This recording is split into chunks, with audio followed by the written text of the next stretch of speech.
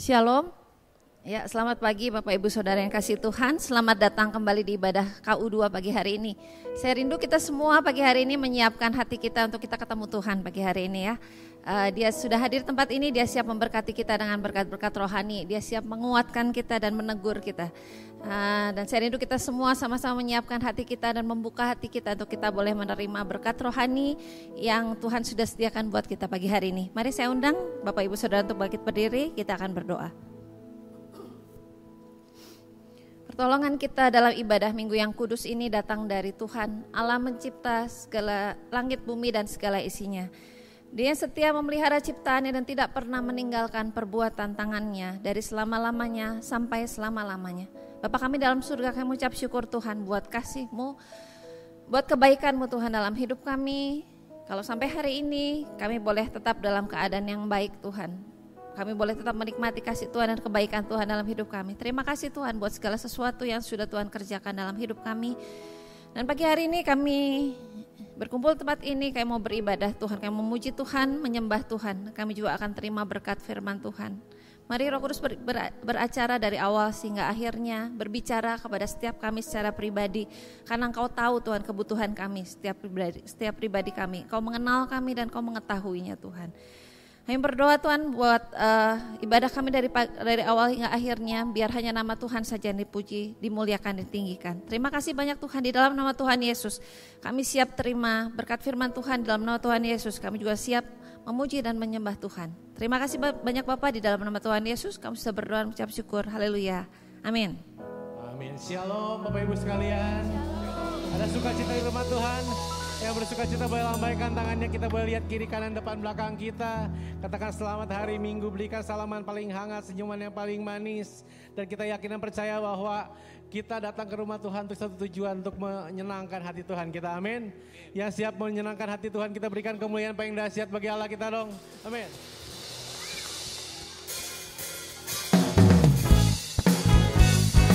Semua tangan seperti ini,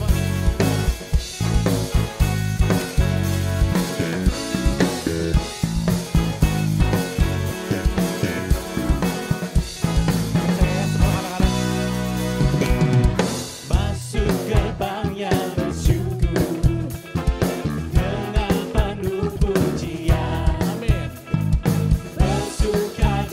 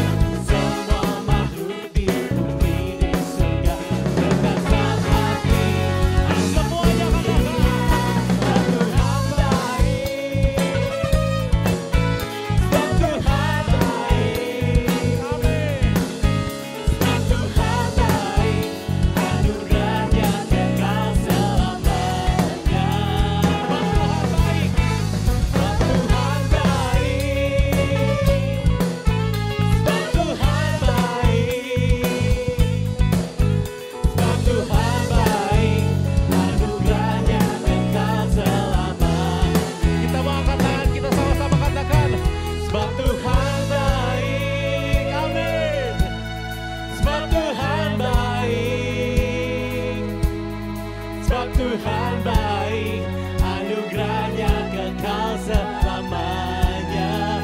Sebab Tuhan baik, sebab Tuhan baik,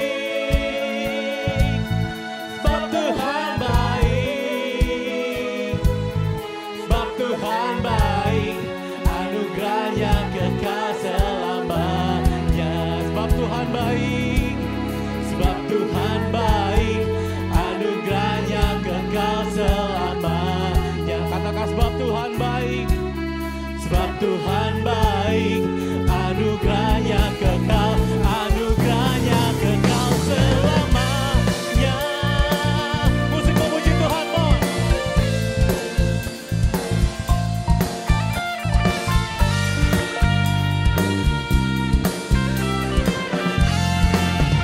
Kita semua merasakan kebaikan Tuhan, amin. Di sepanjang hidupan kita, Tuhan tidak pernah meninggalkan kehidupan kita, amin. Maka dari itu, kita akan nyanyikan lagu ini dengan segenap hati kita, ya. Kita semua mengatakan bahwa for the Lord is good, for the Lord is good. Katakan, for the Lord is good, for the Lord is good, and His mercy endureth forever. For the Lord is good, for the Lord is good, amen. For the Lord is good, for the Lord is good, and His mercy endureth forever.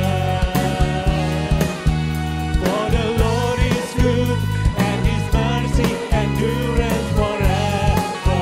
For the Lord is good, for the Lord is good, and His mercy endureth forever. Amen. Yang mengalami kebaikan Tuhan, kita berikan kemuliaan bagi dahsyat bagi Allah kita, come on. Ya, hari ini datang penuh dengan sukacita, penuh dengan sorak-sorai. Boleh sekali lagi berikan kemuliaan bagi Tuhan kita. Amin. Kita punya Allah yang tidak tandingnya. Amin. Let's sing. Come on. Woo. Kita nyanyi bersama-sama, ya.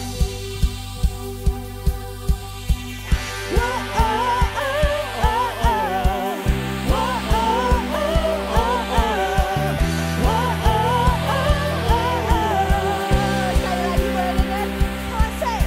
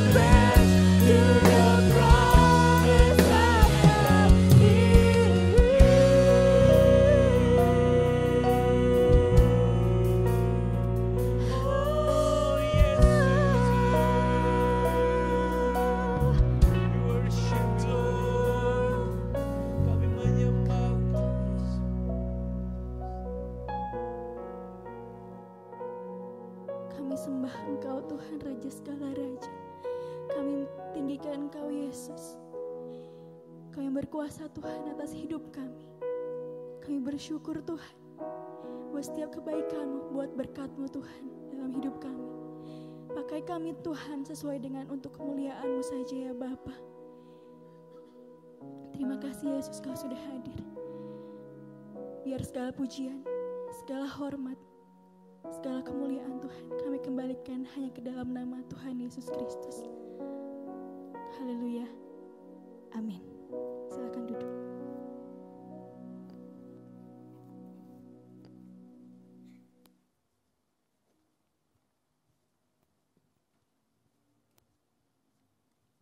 Ya, puji Tuhan saudara. Shalom. Kalau hari ini kita semua ada di rumah Tuhan, kita mengucap syukur.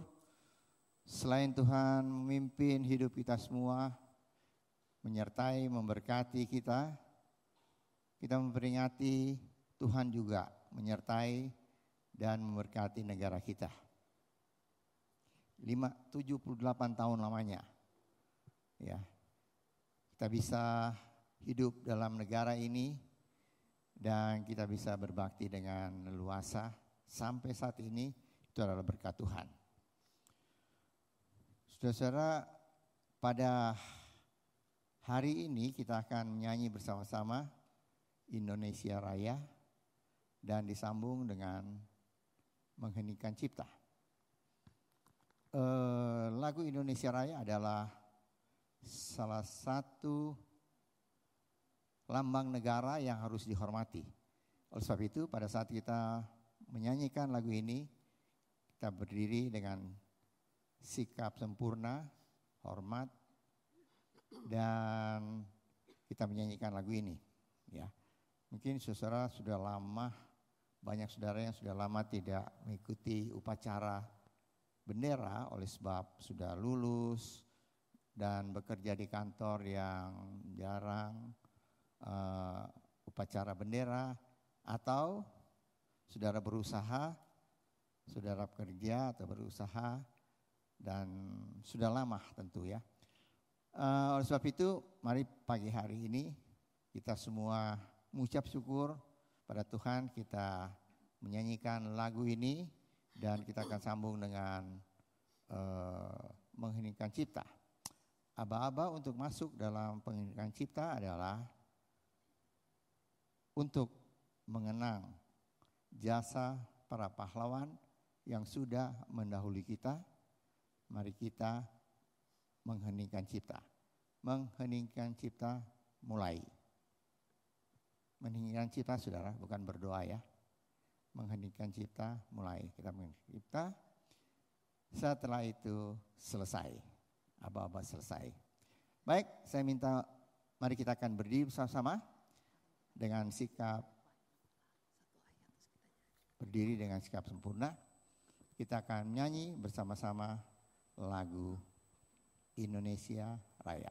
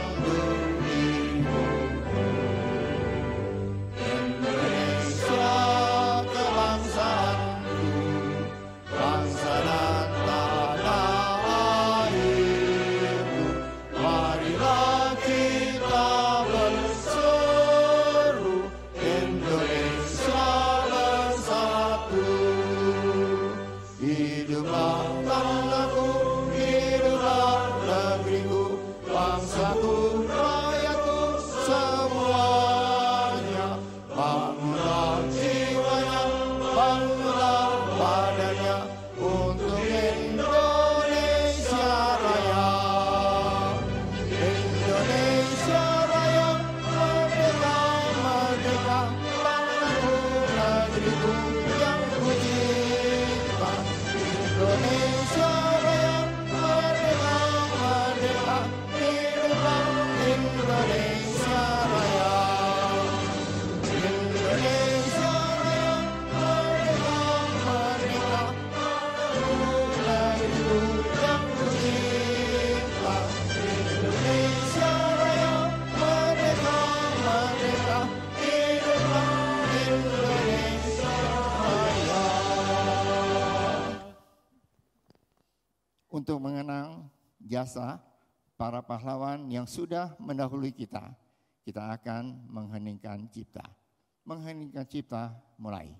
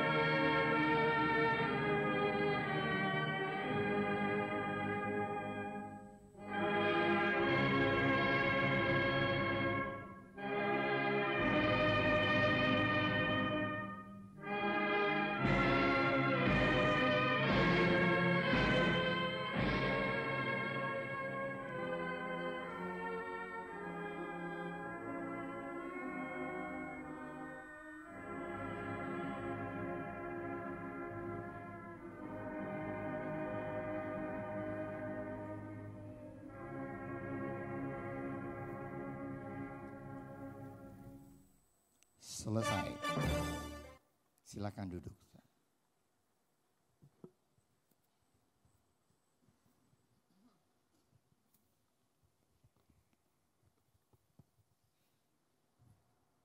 Di dalam perjalanan hidup kita, ada beberapa momen yang memiliki makna mendalam dan penuh pertanyaan.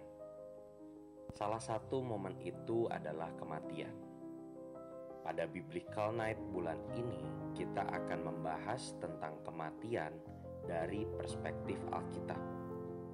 Kita akan menjelajahi makna kematian dalam terang firman Tuhan. Melalui ajaran Alkitab tentang kematian, kita akan memaknai kehidupan kita. Biblical Night dengan seri Bible and Daily Life akan memberikan penjelasan yang lengkap mengenai Biblical View of Death atau kematian dalam sudut pandang Alkitab. Kamis 24 Agustus 2023 pukul 7 malam melalui Zoom Gereja Rehoboth. Sampai jumpa, Tuhan Yesus memberkati.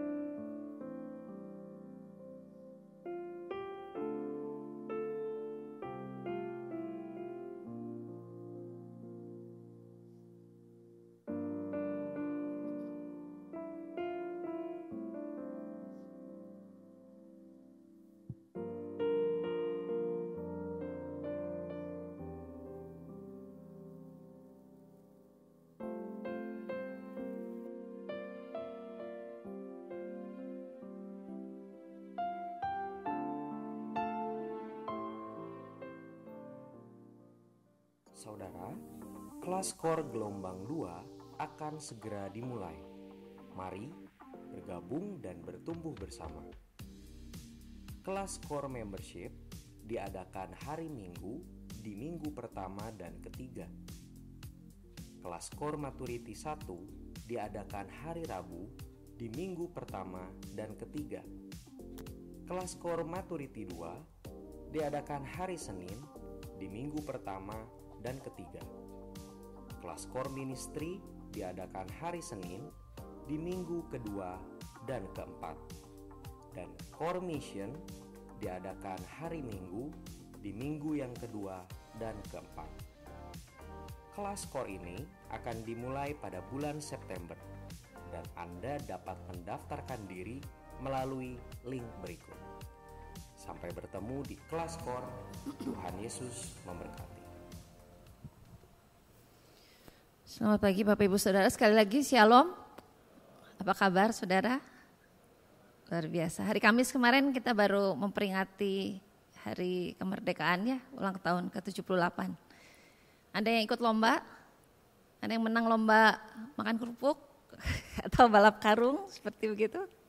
Kalau lihat di sosial media tuh meriah sekali ya perayaannya ya, dan kita bersyukur Tuhan memelihara bangsa kita, negara kita sampai kita bisa hidup dengan baik sampai sekarang, kita bisa bekerja dengan baik, kita bisa beribadah dengan tenang. Itu semua karena kemurahan dan kebaikan Tuhan buat kita ya. Kita perlu terus berdoa buat bangsa kita supaya Tuhan tetap menjaga di masa-masa yang akan datang. Oke, saat ini saatnya kita akan mendengarkan firman Tuhan. Saya ajak kita berdoa dulu sebelum kita mendengarkan firman Tuhan. Mari kita berdoa. Bapa kami dalam surga, Kau layak terima segala pujian dan penyembahan kami Tuhan lewat semua lagu yang sudah kami nyanyikan tadi. Karena kami merasakan sungguh Engkau Allah yang baik, Engkau Allah yang besar Tuhan. Engkau Allah yang mengasihi kami dan tidak pernah meninggalkan kami. Tiba saatnya kami akan duduk diam untuk mendengarkan firman Tuhan. Mari berbicara lewat hamba-Mu untuk sampaikan isi hati-Mu buat setiap pribadi kami secara khusus Tuhan, secara spesifik. Karena Engkau mengetahui kebutuhan kami, Engkau mengenal isi hati kami dan Engkau mengetahui kehidupan kami Tuhan. Engkau tahu persis apa yang dibutuhkan oleh setiap kami. Dan pakai hamba-Mu Tuhan untuk sampaikan firman Tuhan. Dan biar setiap firman Tuhan yang dibagikan pagi hari ini boleh jadi rema, boleh jadi kekuatan. Dan kami semua boleh mendapatkan satu berkat rohani yang baru yang Tuhan sampaikan pagi hari ini. Terima kasih Bapak, kami siap untuk mendengarkan firman Tuhan. Di dalam nama Tuhan Yesus kami sudah berdoa dan mengucap syukur. Haleluya. Amin. Ya, pagi hari ini firman Tuhan judulnya adalah Big Plan atau rencana besar. Gitu ya. Mari saya ajak kita untuk membaca Alkitab dulu, boleh ditayangkan saja. Di Matius 3 ayat 13 sampai 17. Saudara boleh lihat di depan saja supaya tidak terdistrak ketika buka gadget ya. Matius 3 ayat 13 sampai 17. Judulnya adalah Yesus dibaptis Yohanes. Ayat 13, maka datanglah Yesus dari Galilea ke Yordan kepada Yohanes untuk dibaptis olehnya. Tetapi Yohanes, ini Yohanes Pembaptis ya, Yohanes Pembaptis. Tetapi Yohanes mencegah dia, katanya, akulah yang perlu dibaptis olehmu dan engkau datang kepadaku. Lalu Yesus menjawab katanya kepadanya, biarlah hal itu terjadi, karena demikianlah sepatutnya kita menggenapkan seluruh rencana Allah. Dan Yohanes pun menurutinya. Sesudah dibaptis, Yesus segera keluar dari air, dan pada waktu itu juga langit terbuka, dan ia melihat Roh Allah seperti burung merpati turun ke atasnya. Lalu terdengarlah suara dari surga yang mengatakan, inilah anakku yang kukasihi, kepadanya lah aku berkenan. Saudara, kita tentu sering mendengar kisah tentang bagaimana Yesus dibaptis ya. Dan ketika Yesus dibaptis ada satu pernyataan Allah yang luar biasa, yang supranatural ketika langit terbuka dan ada burung merpati yang turun. Begitu, dan ada suara dari surga. Kita sering dengar kisah tentang Yesus dibaptis seperti itu. Tapi mari pagi hari ini kita belajar dulu sedikit ya, biar lebih pintar sedikit. Tambah pintar. Saya juga ketika belajar saya juga dapat tambah satu informasi baru. Sebagian besar dari saudara sudah dibaptis ya, sudah dibaptis. Mungkin hanya sebagian kecil yang belum dibaptis. Kalau saudara ingat ketika saudara dibaptis selam, maka hamba Tuhan akan berdoa seperti begini. Seperti Kristus telah mati dan bangkit, pada hari ketiga. Demikianlah saudara Eunike, waktu saya, menguburkan hidup yang lama dan bangkit menjadi ciptaan yang baru. Ya, jadi baptisan kita itu untuk memperingati, sebagai peringatan, sebagai simbol bahwa kita menguburkan hidup yang lama dan bangkit menjadi ciptaan yang baru. Seperti Kristus yang telah mati dan bangkit pada hari yang ketiga. Jadi baptisan kita adalah proklamasi sebagai simbol untuk pernyataan bahwa kita sudah mati terhadap hidup yang lama dan bangkit untuk menjadi satu ciptaan yang baru. Nah, pada saat itu kan Yesus belum mati. Betul ya? Waktu Yesus mau minta dibaptis, pasti doanya beda dong. Kan Yesusnya belum mati. Ya. Dan kalau minggu lalu saudara datang, Pak Timo sudah menceritakan tentang bahwa Yohanes Pembaptis sebelum membaptiskan Yesus, dia memang membaptiskan banyak orang pada saat itu. Tapi kan Yesusnya belum mati ya. Jadi baptisannya beda saudara. Baptisan pada saat itu beda dengan kita pada saat ini. Baptisan pada saat itu tuh disebut mikveh. Mikveh itu apa sih? Nah, mikveh itu adalah proses pembaptisan atau perendaman di dalam air sebagai bentuk pemurnian dari kenajisan atau dari dosa. Dan setelah seorang manusia dewasa mengeluarkan cairan dari tubuhnya, air mani untuk pria dan untuk wanita itu setelah menstruasi, dia harus dibaptis. Karena kalau dia belum melakukan ritual mikveh itu, dia belum layak untuk mengerjakan beberapa ritual agama. Jadi tidak boleh dikerjakan sebelum dia mikveh atau melakukan pembaptisan itu. Nah ini berikutnya, ini adalah, boleh ditayangkan. Ini adalah gambar mikveh. Sebetulnya waktu Yesus itu dia dibaptis di Sungai Yordan. Sebaiknya memang dibaptis di air yang mengalir. Tetapi karena tidak selalu bisa dibaptis di sungai, maka mereka membuat kolam. Ya, dari yang paling primitif mungkin yang batu ya, yang batu di kanan ya, mungkin itu batu, sampai yang paling modern tuh di kanan bawah. Dan orang Yahudi masih mengerjakan tradisi itu sampai sekarang. Jadi beda ya, baptisan mereka dengan baptisan kita berbeda. Tapi prinsipnya adalah sama, proses perendaman dalam air sebagai bentuk penyucian dari kenajisan. Bahkan kalau saya browsing, ada yang menyamakan kolam-kolam ini seperti onsen, saudara. Kalau saudara tahu di Jepang ada onsen, begitu ya. Sama kolam rendam, cuma bedanya kalau onsen itu berendam untuk relaksasi, katanya kalau pegel-pegel berendam begitu ya. Tapi kalau mikveh ini kolamnya untuk penyucian diri. Nah seperti begitu ya. Nah jadi kan pada saat itu Yesus tuh mau dibaptis dengan tradisi mikveh ini sebagai bentuk untuk dia menyucikan diri dari kenajisan dan lain sebagainya. Tapi kan Yohanes ngerti, Yohanes Pembaptis kan tahu bahwa Yesus itu orang yang tidak berdosa, dia anak Allah kan. Makanya jadi timbul cerita hari ini yang tadi kita baca. Ketika Yesus mau dibaptis, Yohanes bingung kan, loh kok mau dibaptis? Kan ini kan cuma buat orang berdosa, seperti begitu ya. Buat Yohanes, Yesus nggak layak untuk dibaptis sama dia. Makanya ada kisah seperti perikop yang tadi kita cerita. Nah sekarang kita masuk ke perikopnya dulu yang tadi ya. Ini tadi sebagai informasi saja, pengetahuan supaya kita semua ada satu informasi baru yang buat kita tambah pinter lah, begitu ya. Jadi ada konteks yang berbeda antara baptisan pada saat itu dengan sekarang ya. Nah sekarang mari kita masuk ke aplikasi atau apa yang bisa kita dapatkan dari perikop yang tadi kita baca. Saudara, tugas atau pelayanan Yohanes Pembaptis adalah membaptiskan orang-orang, betul ya. Minggu lalu Pak Timotius sudah cerita bahwa dia membaptiskan banyak orang. Saya ajak kita baca lagi, mundur sedikit. Matius 3 ayat 5, 6, dan 7, boleh tolong ditayangkan. Ini ayatnya sebagian sudah dibahas minggu lalu tapi kita baca sedikit ya. Matius 3 ayat 5, 6, 7. Maka datanglah kepadanya penduduk dari Yerusalem, dari seluruh Yudea dan dari seluruh daerah sekitar Yordan. Lalu sambil mengaku dosanya mereka dibaptis oleh Yohanes di sungai Yordan. Nah ayat 7 ini yang menarik. Jadi ayat 5, 6 ini cuma bercerita bahwa Yohanes itu membaptis banyak penduduk, tidak dikatakan berapa ratus atau berapa ribu, tapi banyak orang karena mereka tuh datang dari Yerusalem dan dari Yudea dan seluruh daerah sekitar Yordan. Banyak pokoknya yang pernah dibaptis oleh Yohanes Pembaptis, dan mereka sambil mengaku dosa seperti tadi kan ya, untuk mengaku dosa, untuk menyucikan dari dosa. Tapi yang menarik adalah ayat 7. Tetapi waktu ia melihat banyak orang Farisi dan orang Saduki datang untuk dibaptis, berkatalah ia kepada mereka, "Hai kamu keturunan ular beludak, siapakah yang mengatakan kepada kamu bahwa kamu dapat melarikan diri dari murka yang akan datang?" Jadi begini saudara, dari semua orang yang datang sama Yohanes Pembaptis untuk dibaptis, untuk menyucikan diri, melakukan ritual menyucikan diri, ada orang Farisi dan orang Saduki. Kita memang tahu kalau orang Farisi dan orang Saduki adalah orang atau kelompok orang yang tidak disukai pada saat itu. Dan menariknya adalah kenapa sama orang Farisi dan orang Saduki Yohanes Pembaptis bisa ngomong, kamu ular beludak gitu. Hai kamu ular beludak, sepertinya seolah-olah mereka tidak layak untuk melakukan penyucian dosa karena mereka terlalu berdosa. Padahal sebetulnya kan orang lain juga yang mau dibaptis kan punya dosa juga. Ya, semua orang yang datang kan punya dosa juga.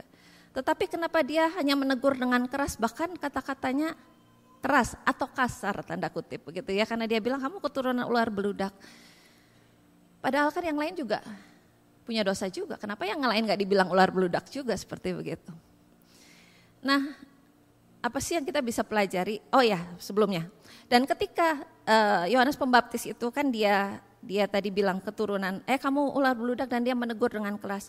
Tetapi di tadi yang pertama, di perikop yang pertama tadi, ketika Yohanes ketemu Yesus, akhirnya dia juga bilang bahwa bukannya saya yang harus dibaptis. Kenapa Yesus yang dibaptis? Artinya Yohanes cuma mengakui bahwa saya juga punya dosa. Harusnya saya yang disucikan, harusnya saya dibersihkan dari kenajisan. Begitu ya. Tapi sebelumnya dia menegur orang Farisi dengan orang Saduki dengan ular beludak. Sebenarnya apa sih yang bisa kita pelajari dari sini? Jujurnya seringkali kita masih memberi level sama dosa. Kayak seblak saudara, ada yang pedas ada yang enggak. Mungkin itu juga yang Yohanes Pembaptis lakukan. Enggak semua orang dia bilang ular beludak kan. Orang lain dia baptiskan, tapi ketika ada orang-orang yang memang dibenci dan dia mengata-ngatai seperti begitu ya. Kadang-kadang kita menganggap dosa itu seperti seblak. Ada levelnya. Oh kalau membunuh itu level 10. Kalau korupsi itu levelnya 9. Oh kalau saya cuma bohong aja level 1 lah, gak pedes lah.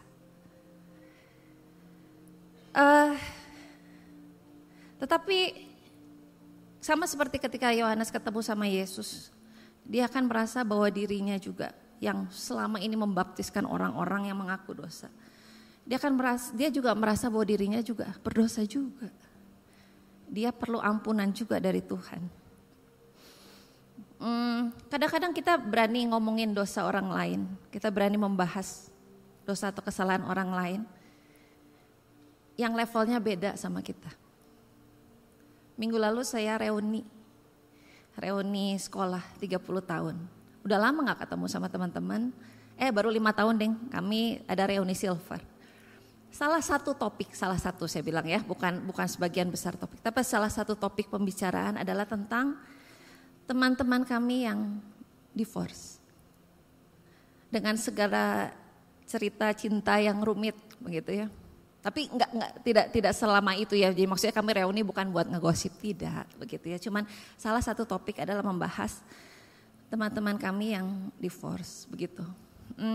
Kalau saya perhatikan orang-orang yang mau membahas kasus itu adalah orang-orang yang tidak bermasalah soal itu.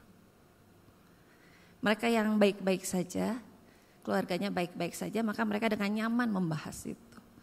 Tetapi orang-orang yang punya masalah dengan pergumulan yang sama, mereka gak mau bahas. Kadang-kadang kita juga seperti begitu kan ya. Ketika kita gak korupsi, kita dengan santainya membahas orang yang korupsi. Ketika kita gak nipu orang, kita dengan santainya membahas, oh dia mah tuh nipu itu ya, karena kita tidak melakukan. Kita merasa lebih baik dari dia soal itu, soal dosa itu, karena kita tidak melakukan.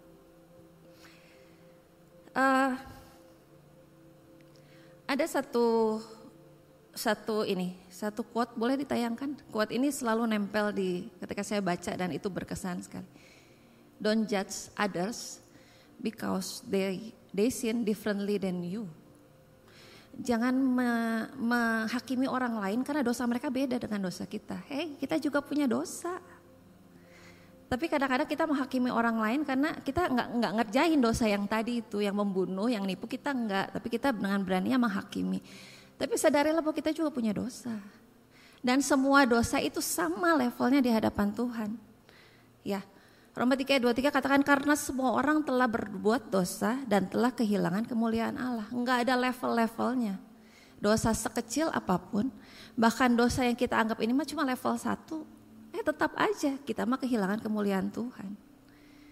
Jadi jangan menghakimi orang lain karena dosa mereka kebetulan berbeda dengan dosa kita. Karena sebetulnya di hadapan kita semua, di hadapan Tuhan semua kita sama. Semua kita tidak layak di hadapan Tuhan. Saya lagi nonton film bulan lalu kalau nggak salah. Dan salah satu dialognya ada seorang pria, dia bilang gini sama teman wanitanya. Setiap orang punya sisi kelam yang nggak ingin dia tunjukkan sama orang lain. Dan ketika saya menyiapkan ini, dialog itu teringat kembali dan jadi perenungan buat saya. Saya nggak berani bilang setiap orang. Kalau setiap orang di sini kesannya saya menuduh setiap saudara punya sisi gelap. Tidak. Cuma banyak orang punya sisi gelap dalam hidupnya yang dia nggak mau tunjukkan sama orang lain. Entah itu berkaitan dengan dosanya, entah itu berkaitan dengan masa lalunya yang kelam, entah itu berkaitan dengan kepahitan yang belum dibereskan. Tapi banyak orang punya sisi kelam dalam hidupnya yang dia nggak nyaman untuk orang lain tahu. Kadang-kadang dia berpikir orang lain baik-baik saja, belum tentu, karena semua orang berusaha untuk menyembunyikan sisi kelamnya. Bahkan kadang-kadang ada orang-orang yang capek untuk tampil baik-baik saja di depan orang lain, betul ya? Karena ada bagian dalam hidupnya yang belum selesai. Karena ada sisi kelam dalam hidupnya yang belum diselesaikan. Dan ada orang-orang yang lelah untuk tampil sempurna di depan orang lain. Tampil tidak cacat di depan orang lain. Karena memang tuntutan. Entah tuntutan pekerjaan, entah tuntutan pelayanan, entah tuntutan profesi. Harus tampil sempurna. Padahal banyak orang punya sisi kelam yang belum selesai. Bahkan kita sendiri pun kadang-kadang belum selesai dengan dark side-nya kita. Saya bilang kita, kalau saya bilang saudara sepertinya menuduh saya udah beres semua, tidak seperti begitu juga ya. Kita mungkin belum beres juga dengan dark side-nya kita. Kadang-kadang ketika berpikir soal sisi kelam atau dark side, kita berpikir ya saya mah memang beginilah, butut lah, jelek lah. Orang lain aja taunya saya mah bagus. Tapi saya punya ya sisi kelam yang orang lain gak tahu. Tapi satu kata-kata di laguku Milikmu itu yang selalu berkesan buat saya, nanti kita nyanyi nanti di akhir ya. Di laguku Milikmu ada satu kalimat di refnya yang mengatakan semua kekuranganku kau pun tahu, tapi tetap kau pandang indah dalammu. Itu luar biasa buat saya. Bahkan ketika kita lihat diri kita sendiri jelek banget gitu, saya malu-maluin banget. Sebetulnya saya tuh orangnya gak begitu, saya sebetulnya orangnya tuh banyak kesalahan, banyak kesalahan, banyak kepahitan. Saya juga lihat diri saya juga gak bagus. Tapi itu satu hal yang luar biasa dan gak masuk akal buat saya. Karena ketika Tuhan lihat saya, dia tetap bilang, kamu tuh bagus, kamu tuh indah. Kok bisa ya gitu? Kok bisa ya? Bahkan saya menilai diri saya aja gak bagus. Kadang kita menilai diri kita juga karena kita tahu dark side kita yang mungkin orang lain gak tahu. Tapi kita menilai diri kita juga gak benar lah gitu saya mah. Sebetulnya saya mah gak benar. Tapi satu hal yang luar biasa ketika Tuhan tetap lihat Evelyn dan Tuhan tetap bilang kamu tuh indah. Tuhan tetap lihat saudara dan Tuhan tetap bilang kamu tuh indah. Dan Tuhan mau mati buat kita. Untuk menebus kita. Untuk menyelamatkan kita. Seburuk apapun. Sebutut apapun. Orang lain tahu atau tidak tahu. Tuhan tahu. Tapi masalahnya Tuhan tahu dan dia tetap bisa bilang kamu tuh indah. Itu luar biasa. Ada ayat juga yang berbunyi, sekalipun dosamu merah seperti kirmisi akan putih seperti salju. Sekalipun berwarna merah seperti kain kesumba akan menjadi putih seperti bulu domba. Saya mencari apa itu kirmisi dan kain kesumba. Ya, Jadi kirmisi dan kain kesumba itu adalah sebenarnya macam-macam sih ya, itu pengertiannya macam-macam. Tapi sebagian besar mengatakan bahwa itulah zat warna yang diambil dari serangga atau dari telur ulat gitu ya. Warnanya merah, yang satu merah marun, yang satu merah darah. Dan itu untuk mewarnai kain. Dan kalau kain dicelup oleh zat warna itu, maka kain itu warnanya awet banget. Mau dicuci, mau dijemur, mau dipakai bertahun-tahun, itu warna yang awet sekali, yang susah untuk pudar. Tetapi Alkitab katakan sekalipun dosamu awet seperti begitu, susah pudar. Tetapi ketika datang sama Tuhan dan Tuhan bereskan, itu kan menjadi putih seperti salju dan putih seperti bulu domba. Jadi dari poin pertama adalah jangan berkutat di dark side kita. Banyak orang punya, mungkin hampir semua orang punya sisi gelap. Tapi bereskan. Terima diri kita sebagai satu ciptaan baru yang Tuhan sudah tebus dan Tuhan tetap pandang indah. Bereskan dengan Tuhan. Tuhan juga melupakan kok gitu semua dosa kita, semua kesalahan dan masa lalu kita. Bereskan jadi ciptaan baru. Dan selain itu juga terima orang lain juga. Terima orang lain yang mungkin saudara tahu dia punya dark side juga. Karena semua orang sama, gak ada level-levelnya. Kita gak lebih baik dari orang lain, tidak. Semua sama, semua indah di hadapan Tuhan ya. Dan kenapa kita tidak perlu berkutat di dark side kita? Karena Tuhan punya big plan tadi. Tuhan punya rencana besar buat setiap kita. Apapun masa lalu kita. Ke depannya Tuhan punya rencana besar. Mari masuk dalam rencana Tuhan. Jangan nguplak terus di dark side kita. Jangan nguplak terus di masa lalu kita. Tapi Tuhan punya rencana yang besar. Itu poin yang pertama ya. Poin yang kedua. Mari kita baca Matius 13 yang tadi. Matius 3 yang tadi. Ayat 14-15 ya. Ayat 14. Maka datanglah Yesus dari Galilea ke Yordan. Ini yang tadi ya. Ayat 14. Tetapi Yohanes mencegah dia, katanya, akulah yang perlu dibaptis olehmu dan engkau yang datang kepadaku. Lalu Yesus menjawab, katanya kepadanya, biarlah hal itu terjadi karena demikianlah sepatutnya kita menggenapkan seluruh rencana Allah. Dan di sini katakan, dan Yohanes pun menurutinya. Jadi Yohanes Pembaptis itu memang pekerjaan atau tugasnya sehari-hari adalah membaptis orang. Seperti yang dia sudah kerjakan sebelum dia membaptis Yesus. Nah pada saat itu, ketika Yesus minta dibaptis, Yohanes gak ngerti kenapa saya harus baptis Yesus. Tapi Yesus cuma bilang kerjakan saja.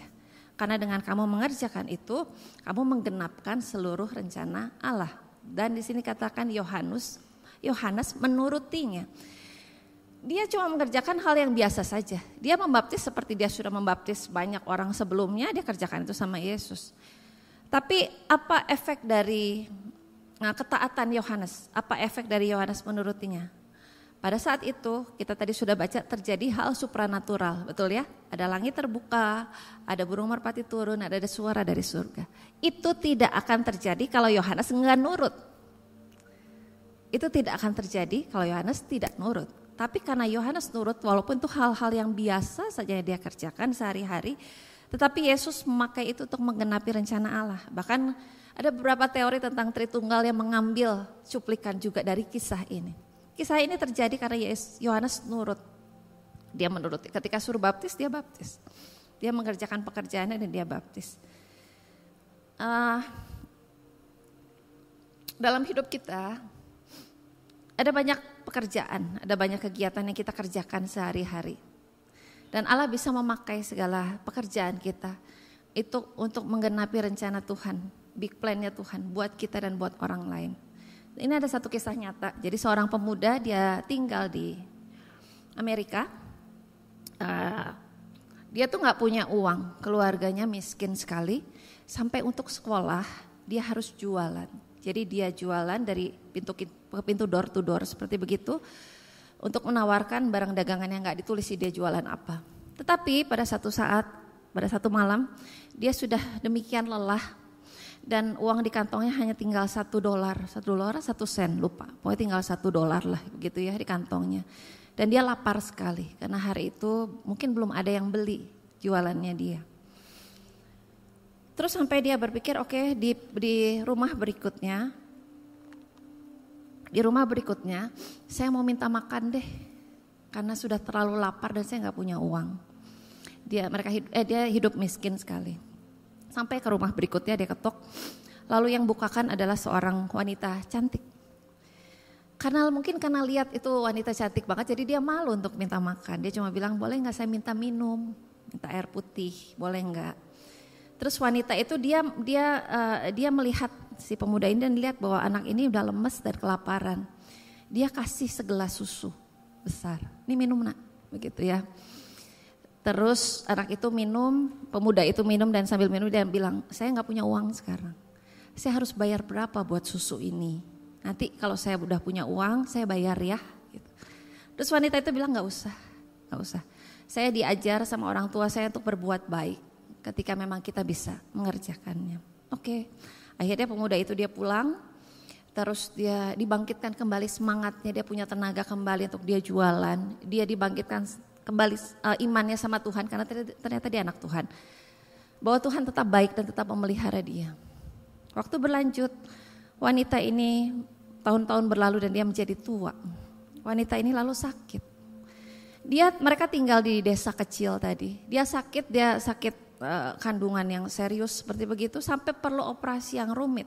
Nah di desa itu tidak ada rumah sakit yang bisa menangani karena memang alat-alatnya kurang. Jadi dia dirujuk ke rumah sakit pusat di kota besar karena memerlukan satu operasi yang susah. Jadi sakitnya susah lah seperti begitu ya. Oke, dia perlu operasi, perlu tindakan dengan cepat dan operasi dan dokternya dipanggil untuk mengoperasinya. Dokternya juga kebetulan berasal dari daerah yang sama, dari desa yang sama. Beres operasi harus rawat inap kan lama karena rutin kan ya, rumit kan, pengobatannya rumit. Selesai operasi lalu akhirnya boleh pulang dan si wanita itu cemas ketika dia harus minta tagihan. Minta tagihan karena dia pikir aduh saya dari daerah kecil, desa kecil, uang juga gak banyak, tapi ini operasinya rumit, di rumah sakitnya lama. Dan ketika dia buka tagihannya, ternyata di tagihan itu tertulis telah dibayar lunas oleh segelas susu. Jadi dokter yang mau operasi dia adalah dokter yang dulu dibantu, namanya Dr. Howard Kelly. Paid in full with 1 glass milk. Saya browsing siapa sih Dr. Howard Kelly ini, boleh nextnya. Oke. Dia ternyata orang yang luar biasa, ginekolog itu spesialis kandungan ya. Tadi saya mau tulis semua autobiografinya tapi terlalu panjang. Dia tuh salah seorang dari 4 besar profesor pendiri dari Rumah Sakit John Hopkins di Maryland. Dia menemukan pendekatan bedah untuk ginekolog. Lalu dia menemukan forceps Kelly. Kalau saudara nonton atau saudara tahu atau nonton film-film yang operasi ada gunting penjepit itu namanya forceps Kelly. Saya baru tahu bahwa ini dia yang menemukan. Saya tahu forceps Kelly dari sejak kuliah dulu, tapi ternyata dia yang menemukan gitu ya. Selain itu dia jadi anak Tuhan yang luar biasa juga, yang sungguh-sungguh. Dia membagikan kitab suci untuk penginjilan, dia membaca Alkitab setiap hari, memelihara hari Sabat. Dia mengadakan pertemuan doa sebelum setiap operasi. Dia menentang prostitusi, dia menyediakan perumahan bagi mantan pelacur yang bertobat dan lain sebagainya. Kalau baca banyak gelar kehormatan dia banyak banget. Howard Kelly ini banyak banget dan dia anak Tuhan yang sungguh-sungguh. Tapi dia bisa jadi hebat ini karena ada satu orang yang pernah berperan hanya memberikan segelas susu untuk menyemangati ketika semangatnya sedang patah. Dia cerita pada saat malam itu dia sudah hampir menyerah dengan hidupnya. Dia sudah hampir berpikir udah saya gak usah kuliah lagi deh, uang gak punya, terus ini gak ada yang beli, terus dia kelaparan dan keluarganya miskin. Tapi dia dibangkitkan imannya ketika ada seorang memberikan segelas susu buat dia. Sekarang apa pekerjaan saudara? Apa pelayanan saudara? Siapa orang yang kita temui setiap hari? Mungkin saudara cuma pikir saya mengerjakan pekerjaan yang biasa saja kok gitu. Mungkin saya mungkin pekerjaan saya adalah driver atau supir. Tapi sadarkah saudara ketika saudara bekerja sebagai supir dan saudara bisa mengantar orang atau klien saudara ke tempatnya tanpa kecelakaan, tanpa telat, bisa selamat, maka orang tersebut, klien yang saudara antar, dia bisa bekerja dengan baik hari itu karena dia nggak telat, karena dia nggak dimarahin sama bos. Pekerjaan-pekerjaan kita yang kecil memberikan dampak besar buat orang lain. Atau mungkin saudara bilang saya cuma jual makanan, kadang-kadang kita bilang cuma begitu ya, jual makanan, makanan pun orang beli juga bayar kok. Iya, tapi ketika saudara memasak dengan baik, orang yang beli dia makan dengan kenyang, enak, gak bikin sakit perut, makanannya bergizi, saudara sudah memberikan segelas susu buat orang lain. Apapun, di sini banyak yang berprofesi sebagai guru. Kan saudara mengajar anak-anak yang kecil-kecil yang kuliah itu kan sampai satu saat mereka bisa mencapai cita-citanya. Kalau saya misalnya dokter gigi, ada pasien sakit gigi datang, kan kalau orang sakit gigi kalau saudara pernah ngerasain hidupnya terganggu ya, pekerjaannya terganggu, terus kadang-kadang marah-marah, emosian. Tapi kan Tuhan pakai saya untuk membantu meredakan sakitnya supaya nggak sakit lagi, supaya besok dia bisa bekerja dengan baik, supaya ketika dia pulang nggak ada anak-anak yang dimarah-marahin, begitu kan? Setiap profesi kita, setiap pekerjaan kita itu memberikan dampak yang besar, bahkan tanpa kita sadari. Mengerjakan satu big plan atau rencana besar buat orang lain, mungkin kita kita berperan dalam bagian kecil di dalamnya, cuma segelas susu saja. Tapi itu menyemangati dia, itu membuat harinya baik, itu membuat harinya produktif karena kita membantu dengan baik. Pernah saya suka pesan makanan online, GoFood, GrabFood gitu ya di rumah. Pernah sekali saya pas mau pesan makanan sore-sore, terus kalau misalnya saudara pernah pesan di GrabFood ya, kan suka ada kalau misalnya kita mau pesan tempat makan apa gitu, misalnya restoran apa gitu, kan suka ada berapa cabang yang sama gitu ya, berapa cabang yang sama, tinggal klik kita mau pesan di cabang yang mana. Nah saya pernah sekali pesan, sebetulnya tempat makannya itu deket banget di BKR, rumah saya di Pasir Luyu paling cuma 5 menit 10 menit saja. Anak-anak bilang mah pesan, ya udah aku pesan, pas saya pesan terus kok enggak, saya cuma lihat oke, udah pesan ini itemnya benar, terus diskonnya sudah, pesan. Kok enggak nyampe-nyampe ya, kan deket, kan cuma 15 menit juga sampai. Terus anak-anak nyalain, kok enggak nyampe-nyampe ya, hampir sejam, iya kok enggak nyampe-nyampe. Pas saya lihat ternyata saya salah klik. Jadi restoran itu, tempat makan itu dia buka juga di Kopo Sayati, Kopo Citarik itulah pokoknya. Yang buat sampai ke rumah perlu 1 jam.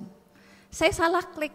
Yang harusnya ongkirnya gratis, jadi bayar 13.000. Karena saya salah klik, itemnya sama kan, karena restorannya sama kan, itemnya sama. Tapi saya salah klik. Terus saya ngomong sama anak saya, mama salah klik, harusnya ini tapi jauh.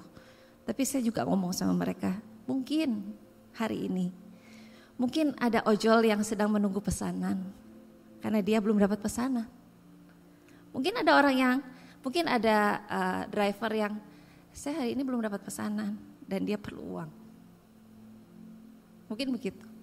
Dan mungkin Tuhan pakai kesalahan saya untuk itu jadi berkat buat orang lain. Apapun yang kita kerjakan setiap hari, bahkan kalau tadi kan saya salah klik ya.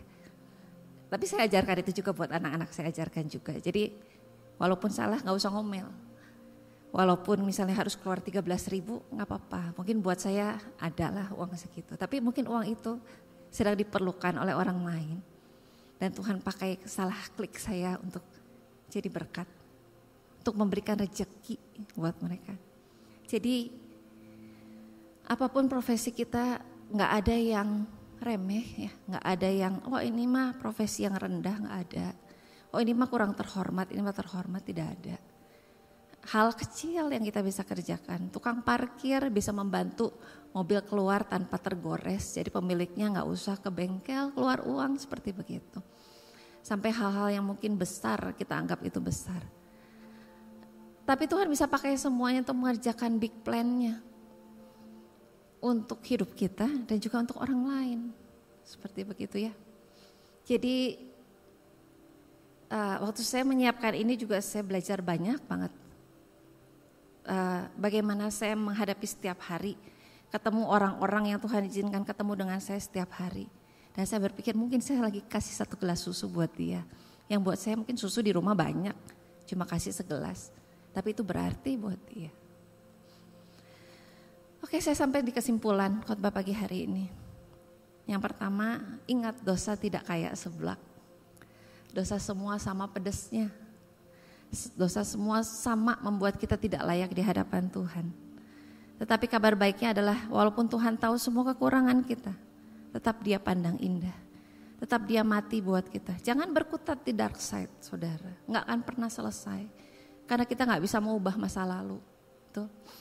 Tapi mari hidup ke depan sebagai satu ciptaan yang baru, di mana kita masuk dalam big plan-nya Tuhan buat kita. Dan yang kedua, lakukan tugas sehari-hari kita dengan sungguh. Semua orang yang kita temui, profesi kita apapun. Mungkin kita nggak tahu kita sedang kasih susu buat dia. Mungkin kita nggak tahu. Berdoalah buat setiap orang yang kita temui itu boleh dapat berkat lewat hidup kita. Kita nggak nyusahin mereka, kita nggak bikin pusing mereka, tapi kita boleh jadi berkat buat mereka. Apapun pekerjaan kita. Mari saya undang pemain musik. Saya undang kita bangkit berdiri, kita nyanyikan lagu tadi. Renungkan setiap perkataannya dengan sungguh-sungguh. Ada setiap perkataan dalam lagu ini luar biasa itu. Kalau kita nyanyikan dengan sungguh-sungguh itu menjadi berkat buat kita.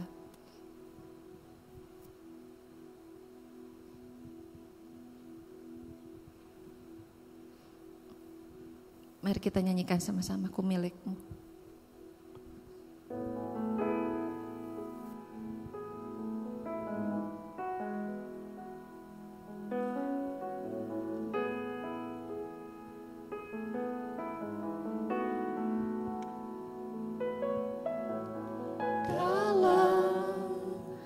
Kesesakanku,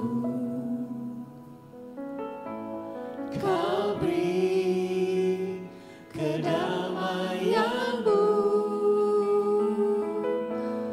dalam keraguan ku temukan wajah-Mu.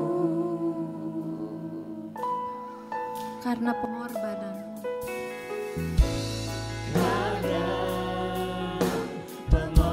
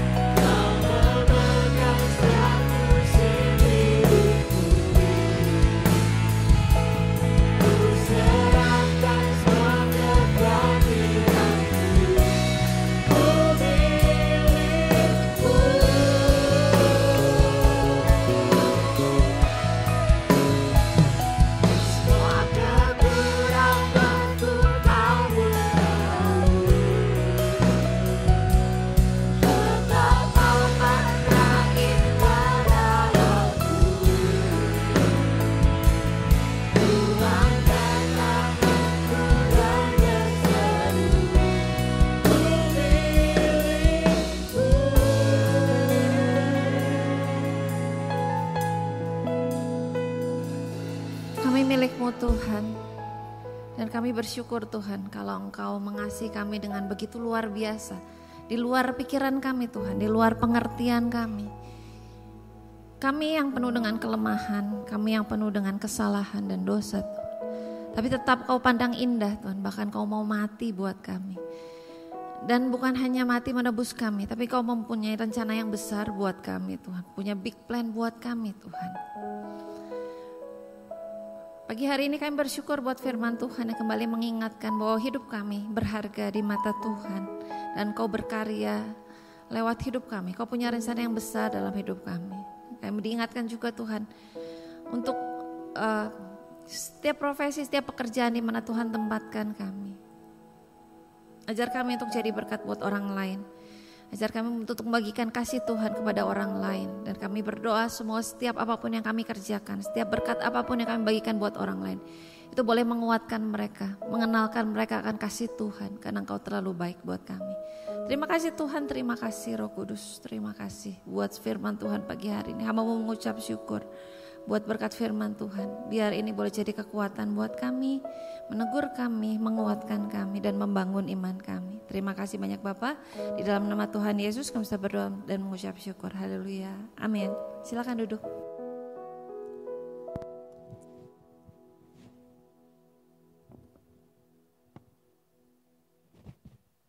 Puji Tuhan saudara, satu firman Tuhan yang dapat menguatkan kita semua. Puji Tuhan.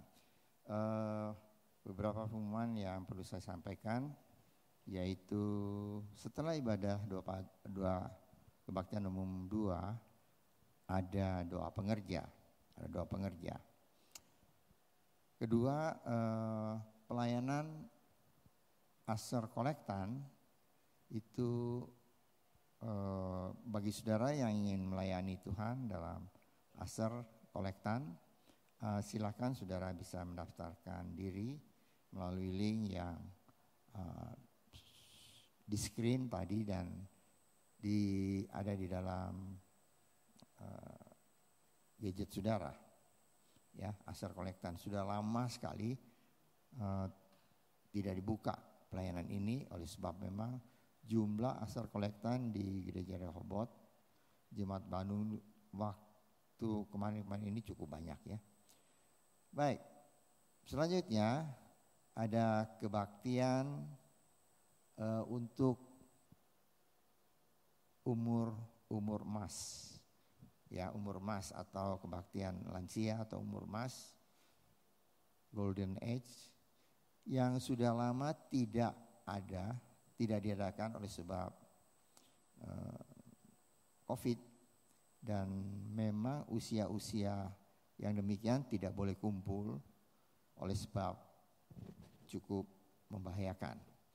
Tapi karena itu sudah dicabut dan sekarang sudah sifatnya endemi, maka kebaktian untuk umur emas ini ya Golden Age ini akan dibuka lagi tanggal 30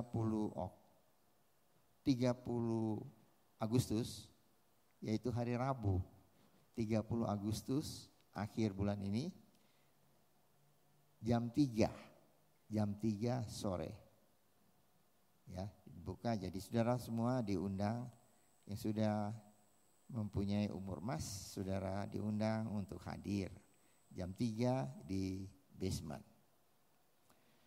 Selanjutnya diumumkan bahwa minggu depan ada perjamuan kudus. Kita mempersiapkan seluruh keberadaan kita untuk menerima perjamuan kudus, dan sebelumnya ada doa puasa secara korporat hari Kamis, Jumat, dan Sabtu. Juga yang terakhir pengumuman, kita mendoakan bersama-sama untuk perjalanan Bapak Pendeta Yakobus dan Helen yang akan sebentar malam ke Jakarta, besok Singapura, dan langsung ke Los Angeles. Ya, kita berdoa supaya perjalanannya baik di darat, udara, Tuhan pimpin, Tuhan lindungi, dan kembali dengan selamat. Baik saudara, terima kasih untuk perhatian saudara. Mari kita akan tutup ibadah kita dengan doa. Saya undang untuk kita berdiri bersama-sama. Kita akan masuk dalam doa. Mari kita berdoa. Bapa kami dalam surga, terima kasih Tuhan untuk berkat Tuhan bagi kami semua. Terima kasih Tuhan, Engkau sudah berbicara pada kami. Isi hati Tuhan sudah disampaikan dan kami boleh mendapat kekuatan dari firman Tuhan ini supaya kami hidup boleh lebih memuliakan Tuhan, memperkenankan Tuhan dalam hidup kami. Terima kasih Bapa. Kami berdoa Tuhan, kami ucap syukur untuk 78 tahun Tuhan memimpin bangsa dan negara kami. Dan kami menyerahkan untuk tahun-tahun selanjutnya. Supaya Tuhan silakan juga memberkati. Terutama juga untuk pemilihan calon legislatif. Terutama pemilihan presiden pada tahun depan. Mari Tuhan Kau sendiri akan memimpin sehingga siapapun yang akan terpilih, itu semua adalah kehendak Tuhan untuk memimpin bangsa dan negara kami lebih hari boleh lebih maju. Terima kasih Bapa untuk berkat Tuhan. Kami juga berdoa untuk minggu depan kami akan menerima perjamuan kudus. Engkau persiapkan diri kami semua, badan, jiwa, dan roh kami untuk menerima berkat Tuhan yang besar ini. Juga untuk doa puasa secara korporat mulai hari Kamis, Tuhan juga tolong kami semua. Juga perjalanan Bapak Pendeta Yakobus dan Helen ke nanti malam Jakarta, Singapura dan ke Amerika. Tuhan silakan tolong dalam perjalanan baik darat dan udara, dimanapun mereka berada, bungkus darah Tuhan sehingga Tuhan melindungi mereka pergi dan pulang ke Indonesia dengan pertolongan Tuhan. Terima kasih Bapa. Kami akan pulang, kami akan memberikan persembahan dan mengembalikan perpuluhan yang Tuhan punya. Ajar pada kami untuk memberikan yang terbaik, karena Tuhan sudah memberikan yang terbaik bagi kami adalah keselamatan dan hidup yang kekal di dalam Tuhan.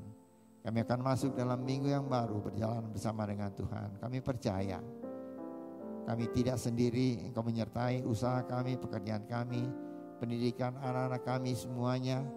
Tuhan berkati dengan berkat Tuhan, sehingga pada minggu depan kami boleh mengucap syukur atas penyertaan Tuhan dalam kehidupan kami semua. Terima kasih Bapa. Percaya Tuhan, Kau telah mendengar doa kami, ucapan syukur kami ini. Kami naikkan dalam nama Tuhan Yesus Kristus yang menjadi juru selamat kami yang hidup. Saudara yang dikasihi oleh Tuhan, angkatlah tangan saudara untuk menerima berkat Allah. Arahkan hati saudara kepada Tuhan dan hadirat-Nya. Maka berkat Allah memenuhi hidup saudara. Berkat Allah memenuhi keluarga saudara. Berkat Allah memenuhi kesehatan saudara.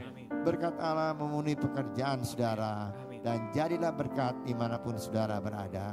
Dan saudara terimalah berkat dari Allah Bapa, kasih karunia dan damai sejahtera dari Tuhan Yesus Kristus dan persekutuan Allah Roh Kudus menyertai saudara sekalian mulai hari ini sehingga Maranatha, Tuhan Yesus datang kembali. Amin. Bapa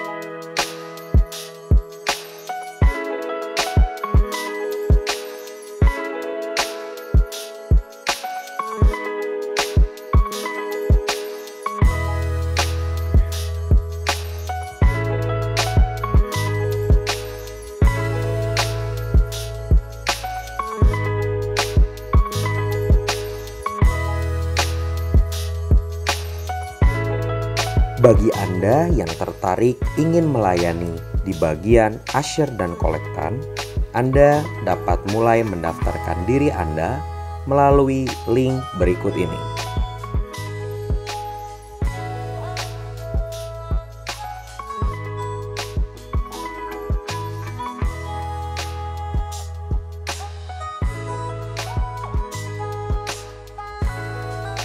tetapi berubahlah dengan pembaharuan budimu, mindset, pikiran, supaya kamu mengetahui apa yang baik, apa yang benar, apa yang berkenan kepada Allah dan yang mulia. Pada waktu pemerintahan yang Tuhan tetapkan tadi, tidak punya kebijakan yang tidak sesuai dengan yang dia anut, dengan iman kepercayaannya. Tapi Daniel terus tekun di dalam imannya. Dia tidak melakukan kekerasan dengan cara yang baik, tapi dia menjalani hidupnya dan menunjukkan nilai-nilai Kristiani dalam hidupnya. Tuhan akan bela